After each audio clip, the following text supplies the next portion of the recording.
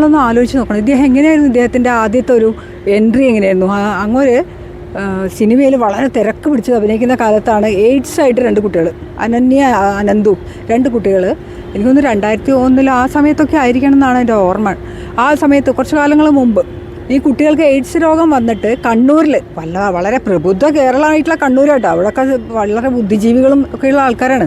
അവിടുത്തെ ഒരു സ്കൂളിൽ, കൊട്ടിയൂർ സ്കൂളിൽ ഈ കുട്ടികൾ പഠിക്കുന്ന സമയത്ത് അവിടെ പഠിക്കാൻ പറ്റില്ല എന്ന് പറഞ്ഞ രക്ഷിതാക്കൾ പ്ലാക്കാർഡുകൾ പിടിച്ചിട്ട് ജാഥ നയിക്കുകയാണ്. ഈ കുട്ടീനെ, എയ്ഡ്സുള്ള കുട്ടികളെ സ്കൂളിൽ പ്രവേശിപ്പിക്കരുതുണ്ട്.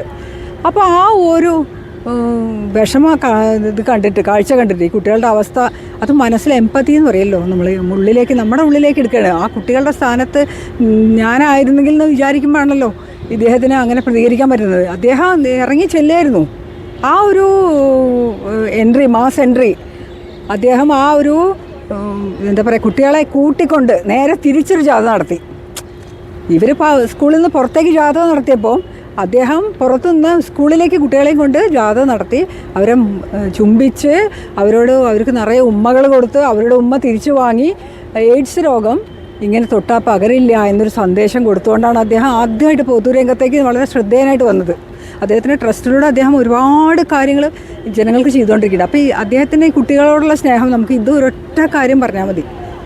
ഇതേ സമയത്ത് ഒരു മന്ത്രിയായിരിക്കുന്ന ഒരാൾ പറഞ്ഞ കമൻ്റാണ്, വയ്യാത്ത കുട്ടിക്ക് എന്തിനാ തൊപ്പിയെന്ന്. അത് ഈ ഇങ്ങനെയുള്ള ദിവ്യാംഗനരെ മുഴുവനും, അങ്ങനെയുള്ള കുട്ടികളെ മുഴുവൻ കളിയാക്കുന്ന പോലെയാണ് എനിക്ക് തോന്നിയിട്ടുള്ളത്. അപ്പോൾ അങ്ങനെയുള്ള ഒരു പരാമർശം നടത്തിയിട്ടുള്ള ഗണേഷ് കുമാറും സുരേഷ് ഗോപിയും തമ്മിലൊന്നും കമ്പയർ ചെയ്യരുത് മീഡിയ എന്നാണ് എനിക്ക് പറയാനുള്ളത്. തൃശ്ശൂരിൽ സുരേഷ് ഗോപി ചെയ്തിരിക്കുന്ന പ്രവർത്തനങ്ങൾ നിങ്ങൾക്കൊക്കെ അറിയാവുന്നതാണോ?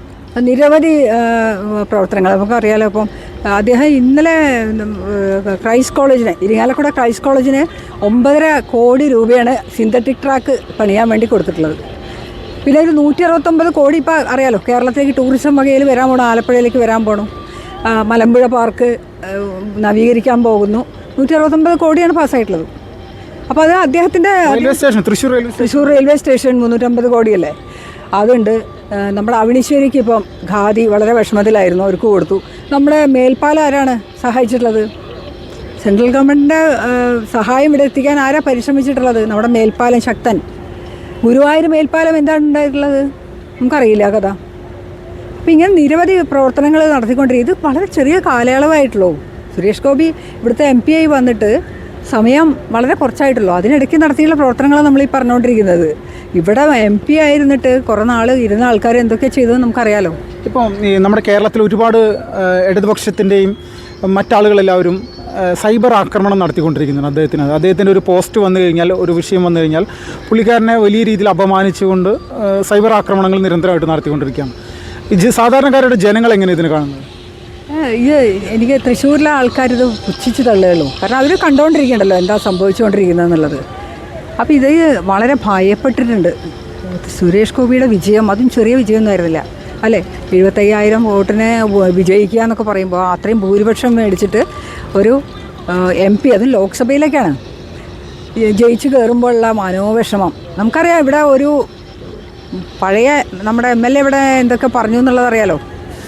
അദ്ദേഹം ഇവിടെ നിരന്തരമായിട്ട് ഇങ്ങനെ പറഞ്ഞുകൊണ്ടിരിക്കുന്നു. പിന്നെ ആൾക്കാർക്ക് തന്നെ മനസ്സിലായി ഇത് ഒരു വെറുപ്പിക്കലായി തുടങ്ങിയിട്ടുണ്ട്.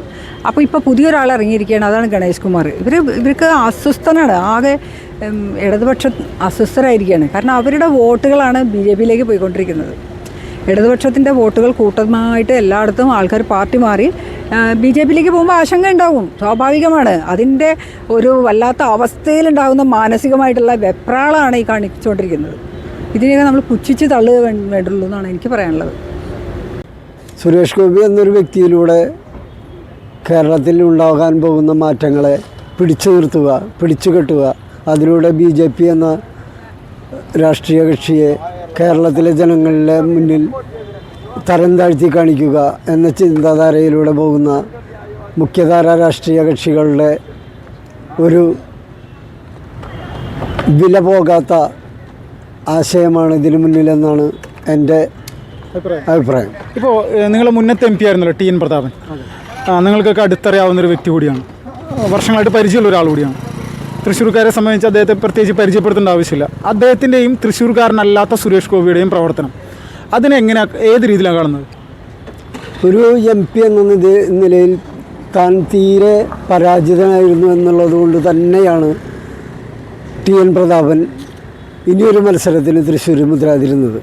കാരണം വിജയിക്കില്ല, താൻ അത്രത്തോളം തരം താണു പോകും എന്ന് കണ്ടതുകൊണ്ട് തന്നെ ഇവിടെ നിന്ന് ഓടിപ്പോയ ഒരു വ്യക്തിയാണ് TN പ്രതാപൻ.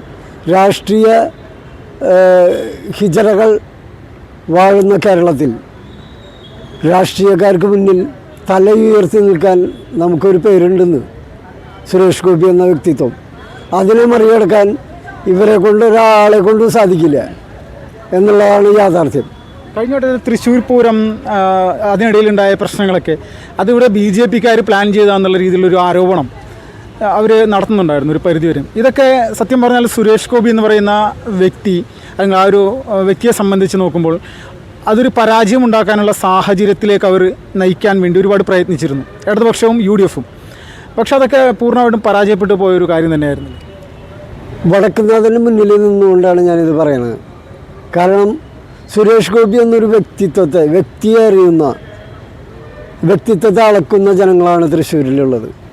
വ്യക്തിത്വത്തെ നോക്കി പലപ്പോഴും മാറ്റിയും മറച്ചും വോട്ട് ചെയ്ത് പലരെയും ജയിപ്പിച്ചുവിട്ട ചരിത്രമുള്ള തൃശ്ശൂരിൽ നിന്ന് സുരേഷ് ഗോപി വളരെ അനായാസം ജയിച്ചു കയറുമെന്ന് ഭാരതീയ ജനതാ പാർട്ടിക്ക് ഉറപ്പുള്ള സമയത്ത് ഒരു തൃശ്ശൂർ പൂരം കലക്കിയിട്ടൊന്നും വേണ്ട BJPക്ക് തൃശ്ശൂർ പിടിക്കാൻ. അത്രയ്ക്കും മ്ലേച്ഛതരമായ ഒരു അവസ്ഥയിലൂടെ ഭാരതീയ ജനതാ പാർട്ടി കടന്നു പോവുകയില്ല. അതിനുള്ള ആർജവവും കരുത്തുമുള്ള യുവനിരയും നേതൃനിരയും ഇന്ന് തൃശ്ശൂരിലുണ്ട്. അതേസമയം കേന്ദ്രമന്ത്രി എന്ന നിലയിലേക്ക് വളർന്നുയരാൻ അദ്ദേഹത്തെ വടക്കുന്നാഥൻ സഹായിക്കട്ടെ എന്ന് പറഞ്ഞുകൊണ്ട് പ്രാർത്ഥിച്ചു നിന്ന കുറേ അമ്മമാരുടെ പിന്തുണ അദ്ദേഹത്തിനുണ്ടായിരുന്നു എന്നുള്ളതാണ് യാഥാർത്ഥ്യം. നമ്മുടെ ഈ തൃശ്ശൂർ 75,000-74,000 വോട്ടിന് ഭൂരിപക്ഷത്തിൽ ജയിക്കാനുള്ള കാരണം ഈ കോൺഗ്രസും മാർക്സിസ്റ്റും കൂടി അപ്പുറത്തും ഇപ്പുറത്തും നിന്നിട്ട് ഇങ്ങനെയുള്ള ഈ വേണ്ടാത്ത ഓരോ കാര്യങ്ങളും പറഞ്ഞുണ്ടാക്കലാണ് ആൾക്ക് വളരാനും വളർച്ച ഉണ്ടാവാനുള്ള കാരണം. ഇനിയും ആൾ ഒരു മത്സരത്തിൽ നിൽക്കുകയെന്ന് വെച്ചിട്ടുണ്ടെങ്കിൽ 2 സ്ഥലത്ത് നിൽക്കുക 2 സ്ഥലത്തും ജയിക്കാനാണ് സാധ്യത. അത്രയും നല്ലൊരു മനുഷ്യനായിട്ടാണ് നമ്മളെപ്പോലുള്ള ആൾക്കാരൊക്കെ വിലയിരുത്തുന്നത് ആളെ. ഇപ്പോൾ ഗണേഷ് കുമാർ പറഞ്ഞിരിക്കുന്ന ഈ ആരോപണങ്ങളുണ്ടല്ലോ പുള്ളിക്കെതിരെ, അത് കേവലം ഒരു രാഷ്ട്രീയക്കാരൻ മാത്രമാണ് സുരേഷ് ഗോപി? രാഷ്ട്രീയക്കാരനായിട്ട് കൂട്ടാൻ പറ്റില്ല സുരേഷ് ഗോപിനെ. സുരേഷ് ഗോപി എല്ലാ രാഷ്ട്രീയ ആളുകൾക്കും ഉപകാരം ചെയ്യുന്ന ആളാണ്. നന്മ ആര് ദുരിതത്തിൽ അനുഭവിക്കുന്നുണ്ടെങ്കിൽ അവരെ കൈപിടിച്ച് സഹായിക്കാനും അതിന് വേണ്ടിയിട്ടാണ് ഒരു രാഷ്ട്രീയ അങ്ങനെ ജാതി ഭേദമന്യേ ആൾ പ്രവർത്തിക്കുന്ന ഒരു മനുഷ്യനാണ് ആരാധനായ കേന്ദ്രമന്ത്രി സുരേഷ് ഗോപി. ചേട്ടപ്പോൾ സുരേഷ് ഗോപിയുടെ ഒരു 9 മാസത്തെ പ്രവർത്തനങ്ങൾ അത് ഏത് രീതിയിലാണ് കാണുന്നത്?